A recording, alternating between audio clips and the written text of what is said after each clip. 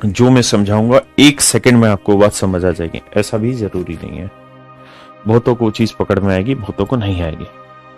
और ऐसा भी कतई जरूरी नहीं है कि आपको आपके मैथ का बेसिक होना चाहिए, ऐसा भी जरूरी नहीं है। बस आप स्वस्थ दिमाग के होने चाहिए, मेरी बात को सुनने समझने की हिम्मत होनी चाहिए आप में। उसके बाद बाकी सब देख लेंगे, यहीं पे कोई दिक्कत वाली बात नहीं है। आपको कोई बेसिक कहीं से पढ़ने की जरूरत नहीं है, ना किसी हेल्प बुक की जरूरत है, ना कहीं और के किसी सेशन की जरूरत है। जो मैं पढ़ाऊंगा, जितना मैं पढ़ाऊंगा, बस उतना आप तसल्ली बख्श पढ़ लीजिए, उतना बहुत है ना। तो धीरे धीरे एक एक चीजों के बारे में आज डिस्कस कर लेते हैं। आज का दिन काफी समय है हमारे पास आज की क्लास में, पढ़ाने का भी, बातें करने का भी, क्योंकि आज के बाद फिर ये बातें नहीं करेंगे हम, फिर हम सीधे कंटेंट ओरिएंटेड रहेंगे, क्योंकि वही हमारे और आपके लिए जरूरी। तो मेरे प्यारे बच्चों, जब हम लगातार पढ़ रहे होंगे तो हमारे सामने 3-4 समस्याएं मोटे तौर पे आती हैं, जो लगातार बैच रहता है। पहला ये कि बैच की ड्यूरेशन 4 से 5 महीने रहती है, लेकिन कुछ बच्चे ऐसे होते हैं कि 1 महीने बाद, 1.5 महीने बाद, 2 महीने बाद उनकी हालत ढीली हो जाती है, उनमें पेशेंस नहीं रहता।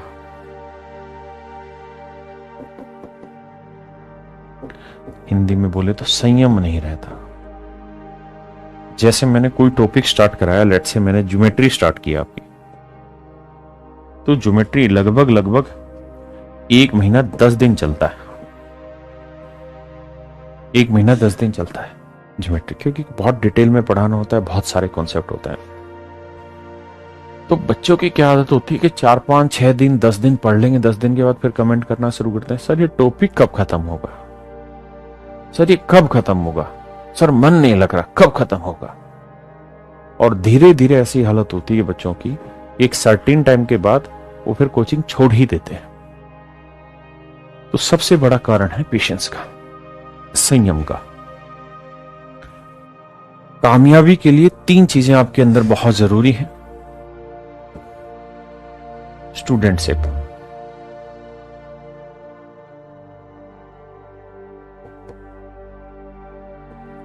डिसिप्लिन और पेशेंस। ये 3 चीजें बहुत जरूरी हैं। आपके अंदर का छात्र आपके अंदर होना चाहिए, तभी आप पढ़ पाएंगे। आप बहुत बढ़िया लेवल पे डिसिप्लिन होने चाहिए, तब आप पढ़ पाएंगे। और आप में एक अच्छा खासा पेशेंस होना चाहिए, तभी आप पढ़ पाएंगे। क्योंकि जब आप अपनी तैयारी स्टार्ट कर रहे हैं, आप में से बहुत सारे ऐसे बच्चे होंगे जो पिछले काफी समय से तैयारी कर रहे हैं, और आप में से बहुत सारे ऐसे भी बच्चे होंगे, 90% बच्चे ऐसे भी होंगे या जो पहली बार ये तैयारी कर रहे हैं। तो मेरे प्यारे बच्चों, आज के टाइम में जिस लेवल पे कंपटीशन चल रहा है, जितनी बड़ी मात्रा में छात्र आज के समय में तैयारी कर रहे हैं, उतना टफ कंपटीशन कभी भी नहीं था। और शायद आने वाले समय में ये कंपटीशन और बढ़ेगा, और शायद ज्यादा तेज गति से बढ़ेगा। तो मेरे प्यारे बच्चों, 4 महीने, 5 महीने, 6 महीने, 8 महीने में भी कई बार होता है सिलेक्शन नहीं हो पाता बच्चे का। मैंने ऐसे ऐसे बच्चे देखे हैं जो 2 साल, 3 साल लगातार मेहनत करते हैं, 3-4 साल के बाद उनका सिलेक्शन होता है। लगातार 3-4 साल तक फेल्योर लेते रहते हैं जीवन में, विफल होते रहते हैं। ये भी टेस्ट दिया इसमें फेल, ये भी एग्जाम दिया इसमें फेल, ये भी फेल, ये भी फेल, ये भी फेल, और 3-4-5 साल के बाद जाके उनका सिलेक्शन होता है। तो मेरे भाइयों, इस बात से अर्थ आप ये निकालिए कि आपको अपनी मेहनत को कंटिन्यू करना होगा। देखिए, तैयारी अब ऐसी चीज नहीं है कि आप 2-3 महीने सीरियसली तैयारी करें और फिर छोड़ के चले जाए, या फिर उतनी सीरियसनेस से आप काम ना करें, या थोड़े टाइम के बाद आपके मन में ऐसा आए कि सर कुछ और साइड बाय साइड अपनी नौकरी पकड़ लेते हैं, कोई काम धंधा शुरू कर लेते हैं, कोई और विकल्प देख लेते हैं। तैयारी ये चीज है ही नहीं। तैयारी 99% डेडिकेशन नहीं मांगती, तैयारी 100% डेडिकेशन मांगती है आपसे, और आपको डेडिकेशन देना होगा। मुझे जहां तक लगता है कि अगर बच्चा 6 से 8 महीने पूरी तरह डेडिकेट होके, पूरी डेडिकेशन के साथ तैयारी कर ले, तो मुझे ऐसा लगता है कि उसकी सफलता सुनिश्चित हो सकती है। अगर वो 6 से 8 महीने तसल्ली बख्श तैयारी कर ले, किसी तरीके की कोई छुट्टी ना करे, कुछ ना करे। मैं एक इंटरव्यू सुन रहा था एक फिल्म स्टार है जॉन अब्राहम, उसका इंटरव्यू सुन रहा था। उसको छोड़ो, जॉन अब्राहम तो चलो बुद्धू सिंह है। मैं लता मंगेशकर का एक बार इंटरव्यू सुन रहा था और आशा भोसले भी जीवित थी उस इंटरव्यू में। तो उन्होंने कहा कि मैंने करीबन 28 या 30 साल से आज तक आइसक्रीम नहीं खाई। मैंने ऐसा सुना था कहीं कि मैंने 28 से 30 साल, मतलब जिस समय मैंने सुना उस समय उनको इतना कैरियर हो गया था सिंगिंग का, तो मैंने 30 साल तक आइसक्रीम नहीं खाई। पूछा क्यों नहीं खाई? क्योंकि गला, मैं नहीं चाहती कि मेरा गला किसी भी रूप से खराब हो। तो मैंने इतना सख्त डिसिप्लिन फॉलो किया कि मैं उस प्रॉब्लम को बहुत दूर छोड़ रही थी। तो मेरे प्यारे बच्चों, तैयारी भी यही चीज है। अगर आप डिसिप्लिन हैं, अगर आप डेडिकेटेड हैं, तो 99% की कोई गुंजाइश नहीं है। आपको 100% होना पड़ेगा। अगर आप उस 100% कर पाते हैं तब बहुत अच्छा, और अगर आप उस 100% पे नहीं कर पाते हैं तो फिर वो फायदा नहीं हो पाता उतना अच्छा, हाँ है ना। अगर आप डेडिकेटेड है कि मुझे सिलेक्शन चाहिए, तो आज अपनी कॉपी पे, जहां आप पढ़ रहे हैं बैठ के, उस कॉपी पे अपनी दीवार पे लिख लीजिए आज से 8 महीने बाद की तारीख, और ये मेंशन कर दीजिए कि मेरे लिए ये 8 महीने पूरे डेडिकेटेड है। इस 8 महीने में ना मैं कोई फालतू समय खराब करूंगा, ना मैं किसी शादी ब्याह में फालतू समय खराब करूंगा। जो बहुत जरूरी है मैं वहां जाऊंगा, जो बहुत जरूरी समय मुझे देना है वहां उतना मैं समय दूंगा, ताकि मेरा सामाजिक जीवन भी ठीक ठाक बीते। ऐसा ना हो कि मैं पढ़ाई के चक्कर में इतना दीवाना हो जाऊं कि मैंने सब कुछ बर्बाद कर दिया। अपना सामाजिक ताना बाना जो वो भी खराब मत करिए, लेकिन अधिकतम से अधिकतम जो समय आप दे सकते हैं अपनी स्टडी को 8 महीने दीजिए। तो मेरे प्यारे बच्चों, पेशेंस की बड़ी जरूरत होगी, इसके बिना काम नहीं चलेगा।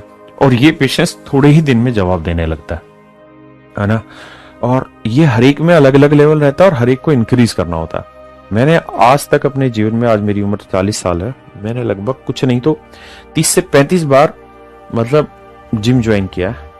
और 10 दिन, 15 दिन, 20 दिन मैंने बड़ी मेहनत से जिम किया और बड़ी एक्सरसाइज की, और 15 दिन पूरा जुनून मेरा, पूरा शरीर टाइट हो गया।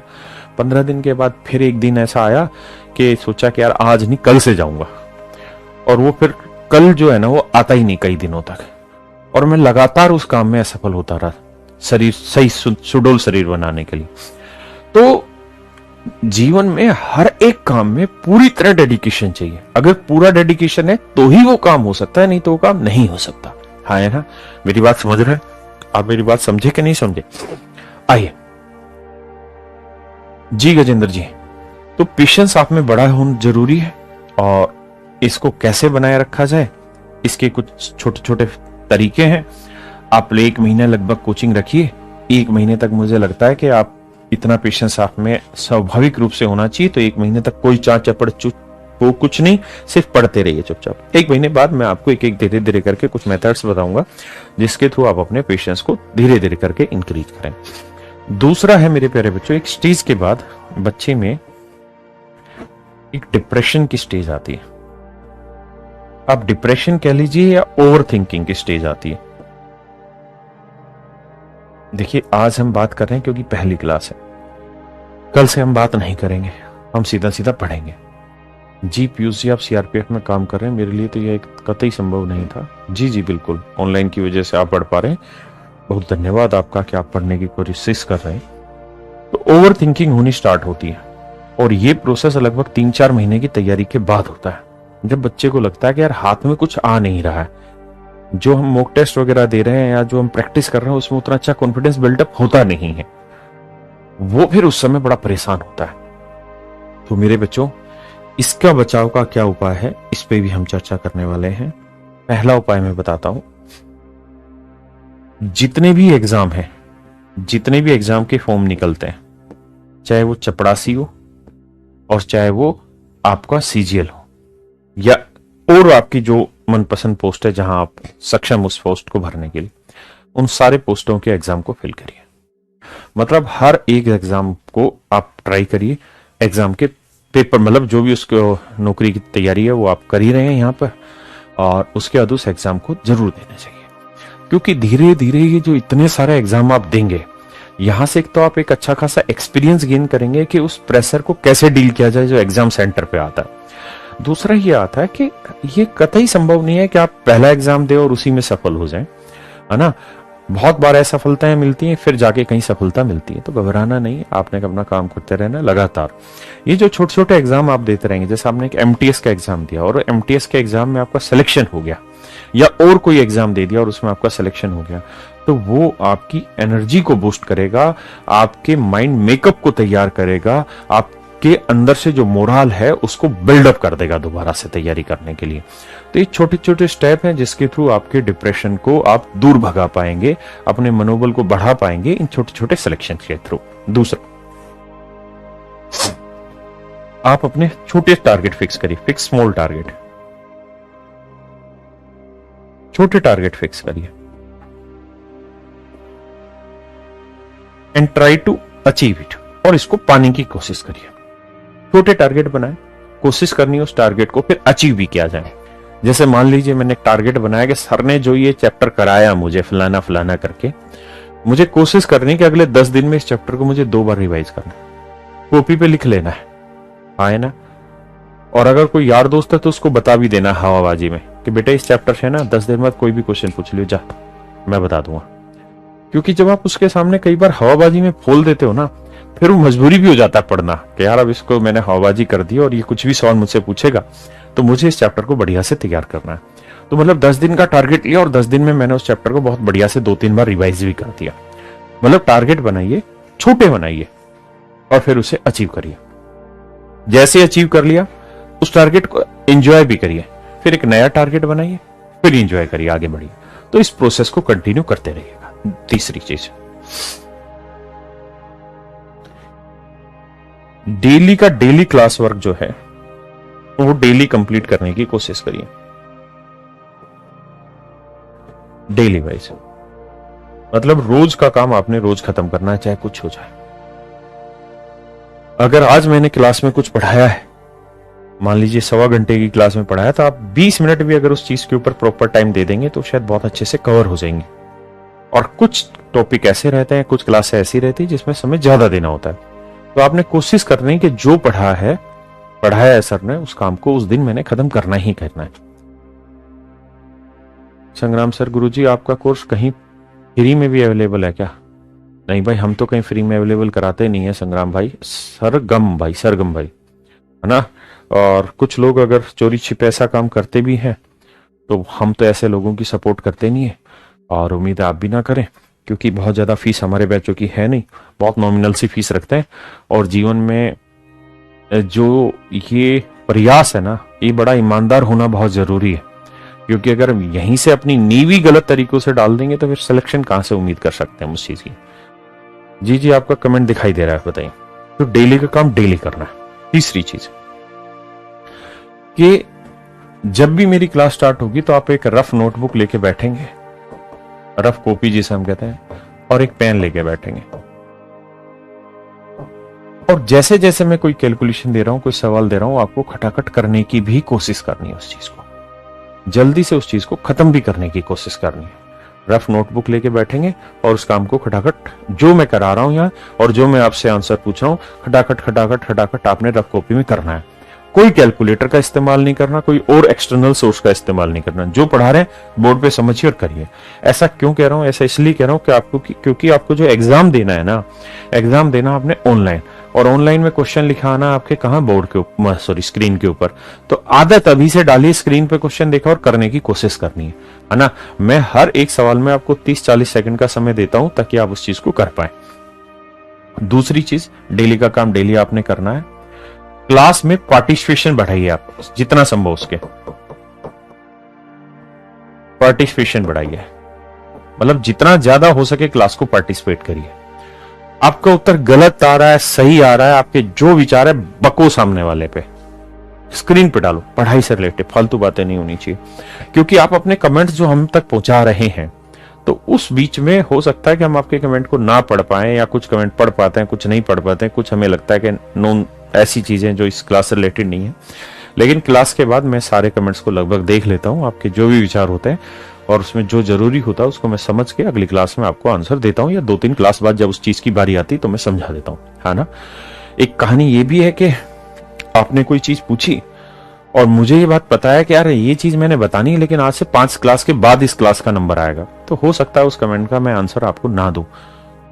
मैंने पढ़ लिया, मुझे पता है कि 5वीं क्लास के बाद ये कॉन्सेप्ट मुझे बताना ही है, तो बेटर है कि मैं इस बच्चे के लिए आज ये कॉन्सेप्ट एक्सप्लेन करूं और 5 दिन बाद मुझे फिर पूरा कॉन्सेप्ट अच्छे से एक्सप्लेन करना ही है, तो मैं उस चीज को इग्नोर भी कर देता हूं। तो आप घबराना मत, आप अपना कमेंट पोस्ट करिए और निश्चिंत होकर बैठ जाइए। कुछ सर्टेन टाइम के बाद आपका वो कमेंट का आंसर प्रॉपर आपको मिलेगा। क्लासेस लगातार करनी है, आप लाइव ले पा रहे हैं बहुत अच्छी बात, नहीं तो रिकॉर्डेड सेशन रहता है। जो मैं क्लास पढ़ा रहा हूँ 1 साल तक आपके मोबाइल में अवेलेबल रहेगी, तो आपके पास जो भी समय, जिस समय आप बोर होते हैं उस समय आप क्लास के रिकॉर्डेड सेशन को देख लीजिए, यानी जब आपको ठीक लगे तब करिए। भटकना बिल्कुल भी नहीं। डिसिप्लिन आपको मेंटेन करना है, पंक्चुअलिटी और पेशेंस आपको रखना ही रखना है। स्टूडेंटशिप से मेरा मतलब है कि आप में बैठने की आदत होनी चाहिए। देखिए, अगर मुझे आज कोई कहे कि यार 15 घंटे बैठ के पढ़ाई कर ले, तो मैं नहीं कर पाऊंगा। मुझसे ज्यादा 2 घंटे एक साथ लगातार पढ़ाई होती, फिर मुझे ब्रेक चाहिए ही चाहिए 10-15-20 मिनट का। तो आप में से भी बहुत सारे ऐसे बच्चे होंगे जो लगातार स्टूडेंटशिप तैयार किए हुए हैं अपने अंदर। कुछ बच्चे ऐसे होंगे जिन्होंने पढ़ाई उतनी सिंसियरिटी की नहीं स्कूल कॉलेजों में, तो उनमें इतनी स्टूडेंटशिप डेवलप होती नहीं है। तो उसका तरीका ये है कि आप अपने घर में या जहां आपके आसपास कोई लाइब्रेरी है वहां बैठिए और कोशिश करिए लंबी लंबी सेटिंग की जाए, 5 घंटे, 4 घंटे, 3 घंटे, 8 घंटे बैठा जाए और वहां पढ़ा जाए। क्लास का काम पढ़ा जाए, अखबार पढ़ लिया जाए, कुछ और जो आपका मन कर रहा है वो चीजें की जाए, लेकिन अपने आप को बैठने की हैबिट डालिए। जितना ज्यादा आप अपने आप को बैठाने की हैबिट डालेंगे, मतलब पढ़ने की हैबिट, मैं ये नहीं कह रहा हूं कि 8 घंटे आप लगातार नॉन स्टॉप पढ़ते रहे, लेकिन आप बीच बीच में छोटे छोटे ब्रेक लेते रहे 10-10, 15-15 मिनट के, बट आप लगातार बैठने की कोशिश करिए। हाँ है ना, जो समय आपको सूट करता है उस समय पे कोशिश करिए। देखिए, पढ़ने का जो अच्छा तरीका है वो ये कि अगर आपके आसपास कहीं लाइब्रेरी है, स्पेलिंग पे मत जाना,